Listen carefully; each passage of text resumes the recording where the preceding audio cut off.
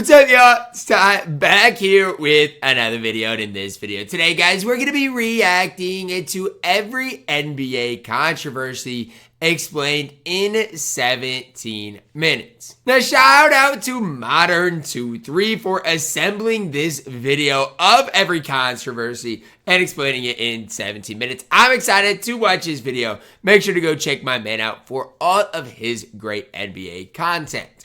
You can't have something as popular as the NBA. Oh my gosh, look at his ankles, bro. Did y'all just see that? Flooded with controversy. From all the way back in the Wilt Chamberlain days to as late as a couple of years ago, the NBA is filled with things it's almost impossible to figure out. Kyrie's filthy. What really is the truth behind that? And it'd be almost wrong to start anywhere else than what I first mentioned, the Wilt Chamberlain days. Of course, there's no more famous NBA controversy than did Wilt really score 100 points. He did, bro. He's the GOAT. He was averaging 60 back then. In a game, 100 is far and away the record for points in a game. Second is Kobe Bryant with 81. He also scored 78, as well as scoring 73 a couple of times, 72 a couple of, yes, he scored 100 points. Still 19 points away, but for Wilt Chamberlain in his 100-point game, the story goes like this. The Philadelphia Warriors, who Wilt played for, were versing the New York Knicks in Hershey, Pennsylvania. Warriors led 19-3 early. Chamberlain had 13 points, starting 5 for 5 from the field. At the end of the first quarter, Wilt had 23, going 9 for 9. Look at the GOAT. They had no answers for him, man. From the line, which was that post fade is filthy. Unlike Wilt, because that dude was a brick from the free throw line. The difference though, Wilt was shooting underhand this season. The Knicks center, Imhoff, he got benched early due to foul trouble, so by halftime, Wilt had 41 points, which wasn't even anything crazy from Wilt. I mean, the dude was averaging 50 a night. But at halftime, the Warriors decided to keep feeding it to Wilt because the Knicks had no answer for him. And in the third quarter alone, Wilt had 28 points. By the end of the third, if you're at 69 points going into the fourth quarter, even if that happened now, the team is going to do anything to score as many points as possible with the player, especially if the game's not close. He has 69 points. But at this point, I mean, the dude had 69 points, and the announcer, Dave Zinkoff, he was calling out each and every single point Wilt scored. Wilt had 75 with 8 minutes left. Ready for this? The funniest part? The Knicks were pissed, so they started intentionally fouling other Warriors to keep the ball out of Wilt's hands. Then the Warriors got pissed. Do y'all see how crazy that is? Because of that, so they started fouling the Knicks to get the ball back to Wilt. Probably the ugliest game of basketball ever to watch. But with less than a minute left, Wilt scored his 100th point, and of course, that's the number we all know today. So we have all this information. What's the controversy? Well, there's no footage of this game, and a lot of people believe it really didn't happen. Besides that, the game— it obviously happened. What are we talking played about? In Hershey, Pennsylvania, far from all NBA major cities. And then on top of that, there's conflicting reports of the final score in the radio broadcast. 169 to 147 officially, but 150 and 146 are also mentioned. Also, besides that, I mentioned Wilt was a brick from the free throw line usually. He went 28 for 32 this game. I've seen Rudy Gobert, who shoots 65% from the free throw line, have games where he goes 10 of 11. It's not that crazy. If you get in a rhythm at the line, it's not that crazy. A lot of people don't believe that. But honestly, people are so funny about it, like this. Restored footage of the Tasmanian tiger, which was declared extinct in 1936. Well, ain't scored no damn 100, man. People are really funny about it. I honestly, I don't even get the argument. I don't get the argument. Imagine, it'd be like today, right? Luka next year, if he averaged 60 points, I think he'd add up a 100-point game. I just would. But maybe the most controversial topic ever, my guess, Wilt did score 100. He did. I mean, you can go online and find the broadcast. I'll play a clip. 167 to 146. Now let's see if they found somebody quick. Rogers throws long to Chamberlain. He's got it. He's trying to get up. He shoots. No good. The rebound, Luckenbill. Back to Chamberlain. He shoots up. No good. In and out. The rebound, Luckenbill. Back to Rucklick. Into Chamberlain. He made it. Do y'all see? Do y'all hear the crowd too? He obviously did it.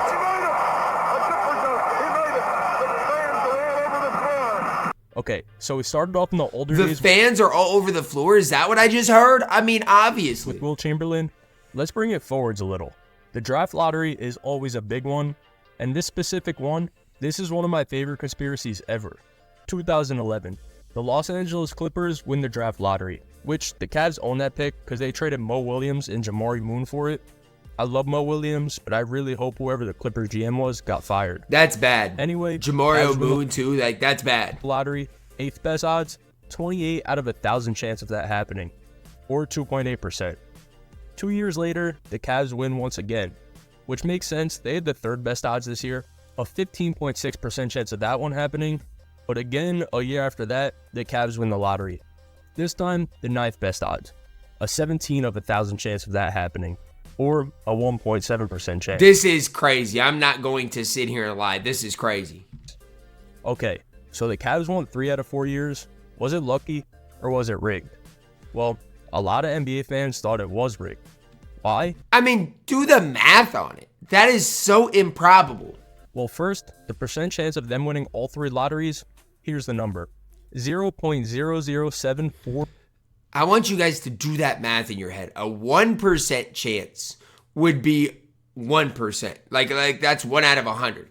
This is like what? 1 in 100,000? 256%. Almost. Like, come on, dude. But after that, though, LeBron James, the best player in the NBA, goes back to just Cleveland. Left the Cavs. Many people thought this was just to boost ratings, like LeBron's return to Cleveland versus these stacked NBA rookies. But years later, LeBron returned to the Cavs. This is what I'm talking about. LeBron goes back to Cleveland for them. So this got people thinking maybe this was all to set the stage for LeBron's return. Just wait until Bronny goes to Cleveland and Bron returns again. Everything to maximize his return. Like the opportunity to draft Andrew Wiggins to trade him for Kevin Love to play with LeBron. Now, what do I think? My guess, the Cavs just won the lottery. I don't think this is rigged either. I do want him to talk about the refs. I think the refs are rigged for sure. Really it. And the fact that the Cavaliers used one of these picks on Anthony not even like in the sense that the NBA has them rigged. I think they genuinely just have, like, you can't tell me there's 100 refs and not one of them has rigged a basketball game. You just can't tell me. Bennett should be enough to tell you that this wasn't rigged. Let's talk about a controversy we don't hear too often. The Minnesota Timberwolves failed relocation. For this, we got to go back to 1994. That year, thank gosh they're still in Minnesota, man. Otherwise, I don't know what I would be doing. The Timberwolves attempted to relocate to New Orleans due to financial issues with the Target Center. The Wolves owner considered selling the teams due to mortgage problems. I mean, the Wolves were just a mess. And they have been throughout their history, to be honest. But eventually, Glenn Taylor bought the team, keeping it in Minneapolis. Minneapolis? Minneapolis, man, the disrespect. But Glenn Taylor's a disaster. He's a disaster. Why is this controversial?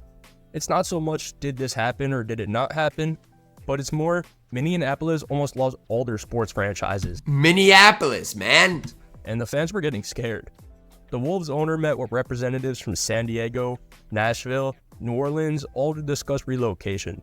Nashville gave a big offer that the owners liked. New Orleans eventually emerged as the leading candidate. And this is within 2 years of Minnesota losing their NHL team too. Plus, it was only 4 years after the Wolves moved into the Target Center. This was almost crazy. 4 years later, you're done? That's crazy. Biggest failed franchise in league history. Shout out to Glenn Taylor for being born in Minneapolis and keeping the team there. Glenn Taylor, nobody likes him. I'm going to be honest. As a Timberwolves fan, nobody likes Glenn Taylor, but whatever. I mean, he's going to lose his ownership anyway. So now you guys got Naz Reid. That makes up for it. Naz Reid. 2 words, okay. Naz Reid. So we talked about one of the greatest players ever in Wilt Chamberlain. He is the GOAT. We talked about the Cavs and LeBron, the Minnesota Timberwolves. How about the guy most people consider to be the greatest player to ever pick up a basketball? Michael Jordan. 1991, Michael Jordan wins the NBA championship. 1992, Michael Jordan wins the NBA championship. 1993. This is a crazy run. Like, genuinely, this is nuts. Michael Jordan, once again, wins the NBA championship. So it's not even a question of who the best basketball player on the planet is. Okay, so 1994. Ask someone who doesn't know the answer to this, what happens this year? Well, Michael Jordan wins the NBA championship, right? Dude, are you stupid? How do you not guess that the greatest basketball player on earth retired to go play baseball? And genuinely, I could see Anthony Edwards 10 years, or not 10 years, probably like 7 years from now doing something like this. I genuinely could. Like going to play football or something. Like that's like Ant's type of attitude. Is he his actual son? I don't know, but could see it. Like this is crazy though. This is crazy. He got so bored with winning in the NBA, he needed a new challenge. Because that's what happened this year. In October, Michael Jordan announced his retirement. The dude said he lost a desire to play basketball, and he also said the murder of his father 3 months earlier influenced that decision. MJ said he's been contemplating retirement for a year now because he was exhausted from the Dream Team the previous year, but when he announced his retirement, it was like, what the hell? No one could believe it. I mean, imagine Jokic retired right now, then times 100 the amount of headlines that would make. I was going to say, like, imagine Bron in his prime retiring. Like, that's what it would be like. Jokic, like, he doesn't have nearly as much influence as MJ, and neither did Bron in his prime. That's what MJ's retirement was like. But then, 4 months after the retirement, MJ signed a minor league contract with the White Sox. Okay, so MJ ended up playing around a year or two for a couple He's still in Chicago. He could have done both, no? For minor league teams. Sure, the Bulls He wasn't amazing at all, really. That's being nice. MJ was bad. But let's go back to the years for MJ. So we're at baseball player in 1994. Late 95, MJ makes an NBA return. 96, he wins the championship. 97 too, and 98. This is actually insanity, dude. Did y'all realize he could have maybe won 8 straight? That is nuts. So why is this controversial? Well, a lot of people think MJ didn't want to retire, but he was suspended from the NBA due to gambling problems. Here's why. In the 1993 NBA playoffs, Michael Jordan was seen gambling in Atlantic City the night before Game 2 of the Eastern Conference Finals versus the Knicks. Before that, MJ previously covered $57,000 in gambling losses, and an author named Richard Esquinas, he claimed to have won $1.25 million from Michael Jordan in golf. So then, everyone decided as a collective that MJ was suspended because he had a gambling problem. But multiple times, I do not believe that. Like, I know he had a gambling problem, but I don't believe, like, the NBA would suspend him. Like, do you guys realize how much money the NBA probably lost because of this? I don't think that's how it probably happened, though. Like, there's just no chance the NBA would suspend him. The NBA can't even suspend people for way worse things than this. Like, I don't even want to get into the rest of it, but way worse things than this. They don't even suspend people for that. The commissioner denied this happened because of gambling. He said Jordan just wanted to retire. But despite the denial, the speculation still goes on today. He did not get suspended. I think MJ just got sick of basketball and everything that came with it. I think winning. You get tired of winning. You need a new challenge. He wanted to try something new, then missed it and went back. Especially with everything going on with his father at the time. But he's one of the greatest Bulls in franchise history. How about we talk about another one?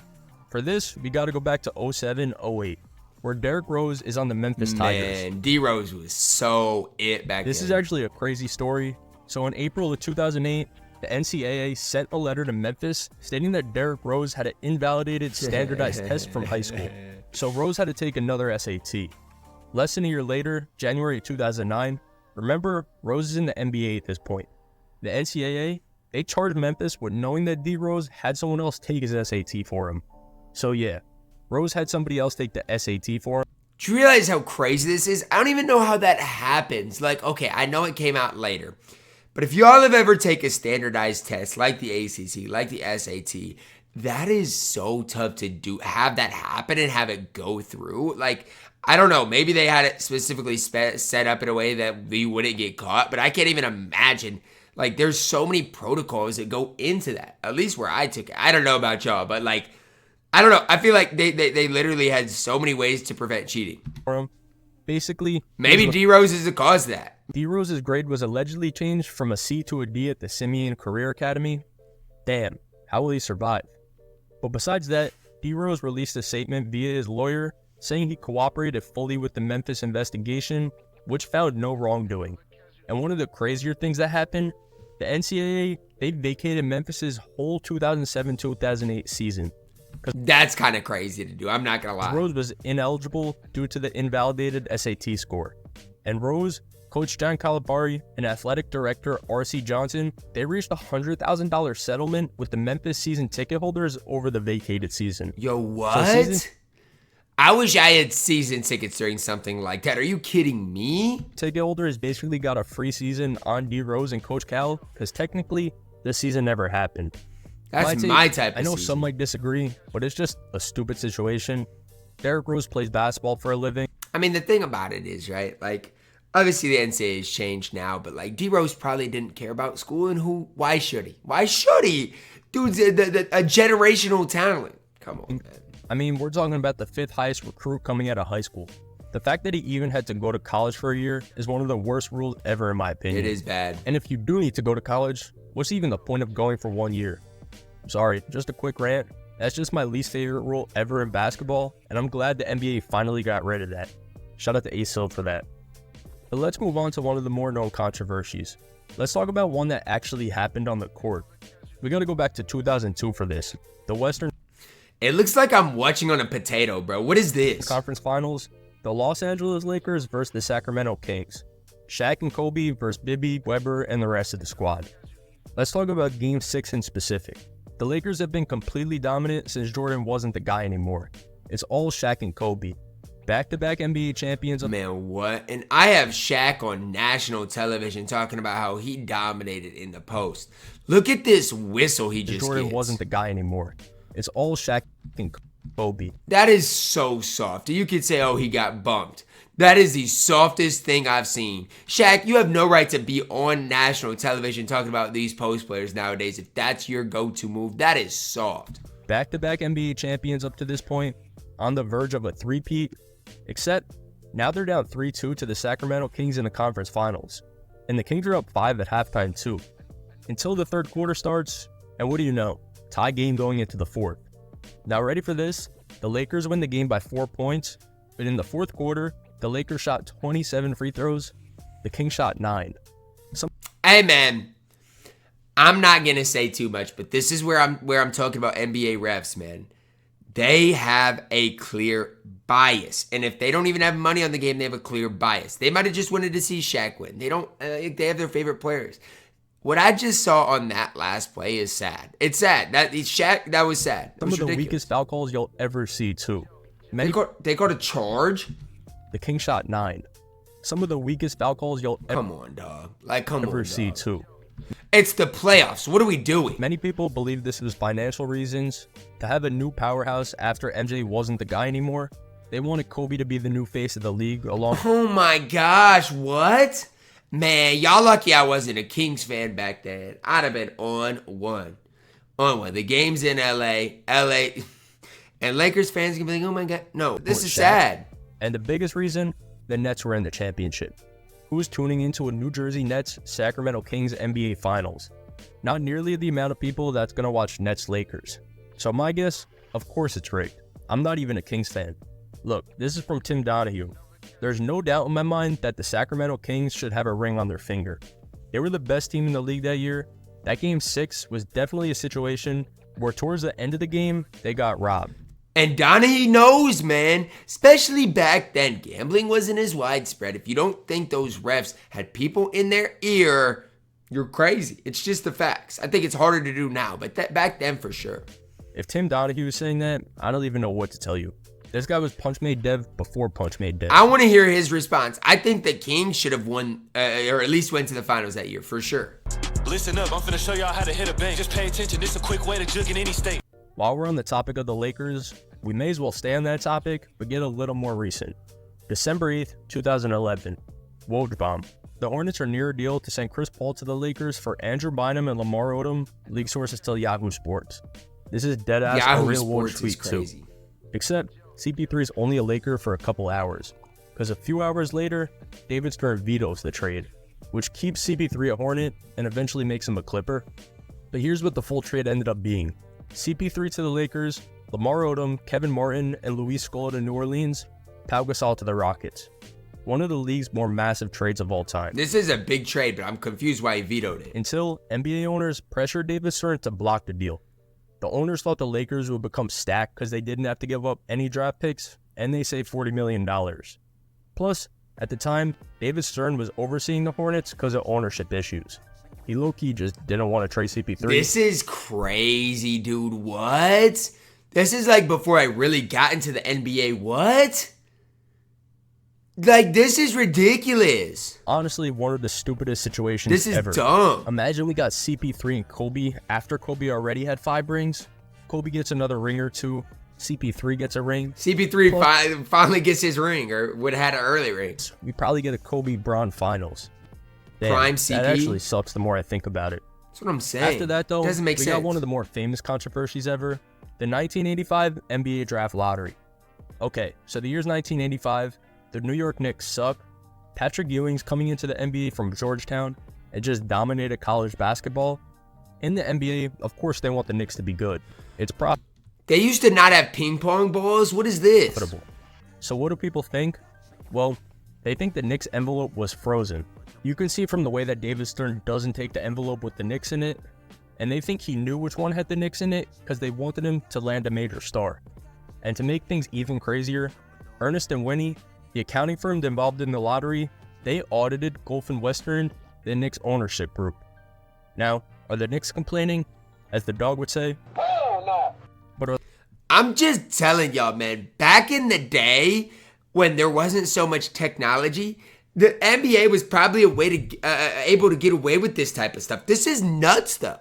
are the rest of the NBA fans complaining? Hell no. Ewing never won a championship with the Knicks. He's also arguably the greatest player in franchise history. Ewing was so I good, guess it worked out for both sides.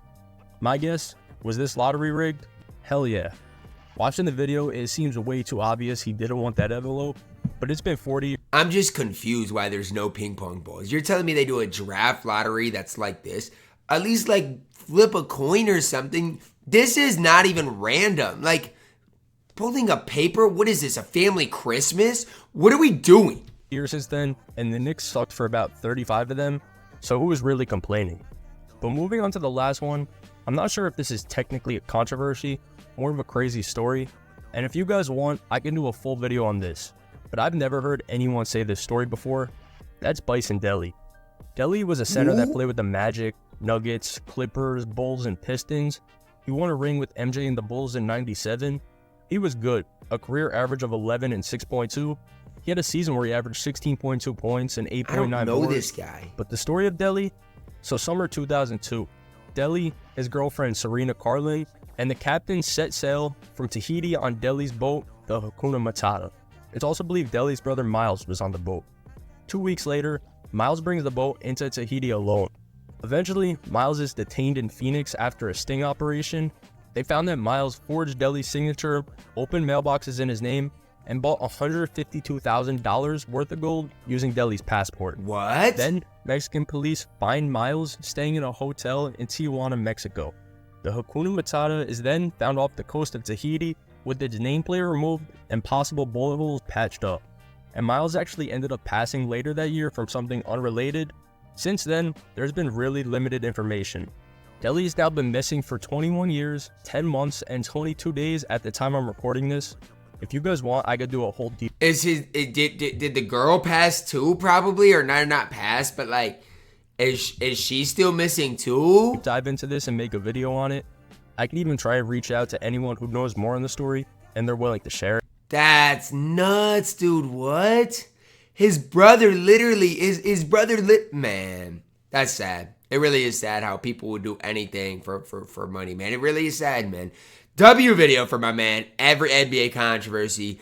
Do y'all think the NBA has been rigged in the past? I certainly do. Nowadays, I think it's tougher and tougher, but I still think refs have bias for sure. That's gonna wrap it up. Drop a like on it. Subscribe if you're new. As always, man. I love you guys. Have a blessed day.